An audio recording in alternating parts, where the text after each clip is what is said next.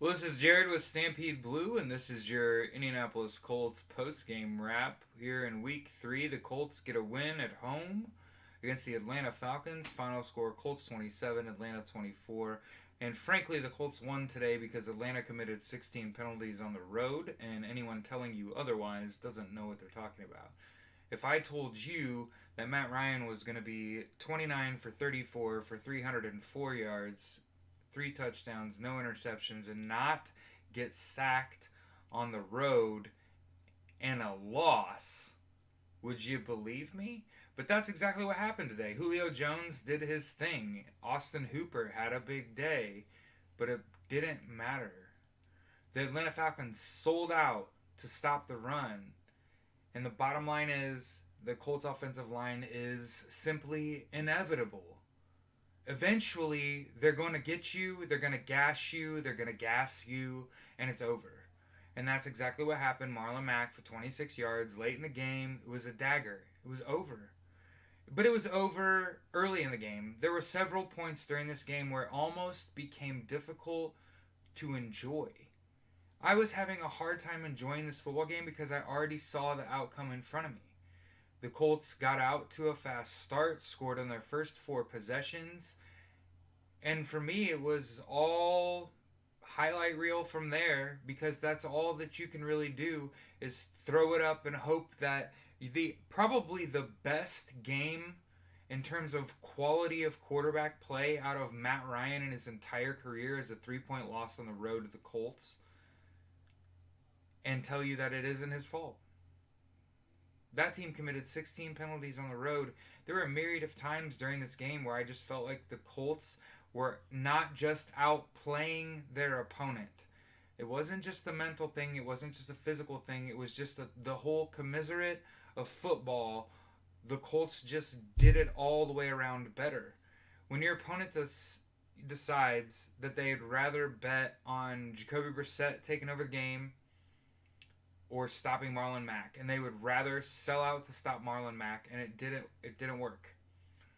Marlon Mack still had a reasonable day, still had a touch, still had a little touchdown there, but the bottom line is, just as you've been told all along, Jacoby Brissett is every bit of a top 20 quarterback in the NFL, and before too long, they'll start arguing, is he top 10 in the NFL? Let I remind you, 7 touchdowns and an interception.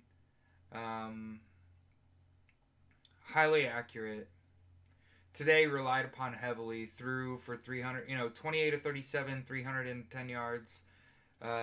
Looked every bit the starting quarterback in the NFL, not a game manager. Was under duress, moved around in the pocket a little bit, delivered strikes, made big plays. Um, and we'll kind of keep an eye on injuries here. Marlon Mack and T.Y. Hilton were listed as questionable, but somehow managed to nab half of the Colts' offensive touches and production. And then T.Y., of course, after a big catch, kind of pulled up. I thought I heard a quad injury. So we'll kind of see. Obviously, hope the Colts can only get better and healthier. Uh, but yeah, solid. This is a very good home win. Just like last week was a big road victory, a big road division win. Anytime you're able to open your your home stand with a win, you're on the right track. So obviously, Colts are 2-1.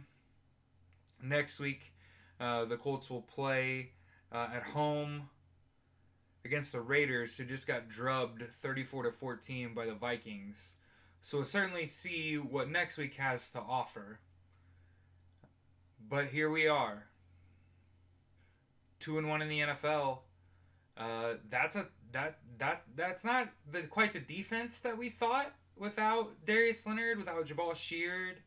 Not quite the defensive effort that we would like to have seen, but certainly the offensive effort, right? Because we know that Marlon Mack's good, but they're going to sell out to stop the run eventually. You're going to have to see what Jacoby can do eventually, and all he did was guide you to a win, 27-24. Colts are 2-1, 1-1 on the road, 1-0 at home. And this has been Jared with Stampede Blue. This is your Indianapolis Colts post-game wrap. Go Colts!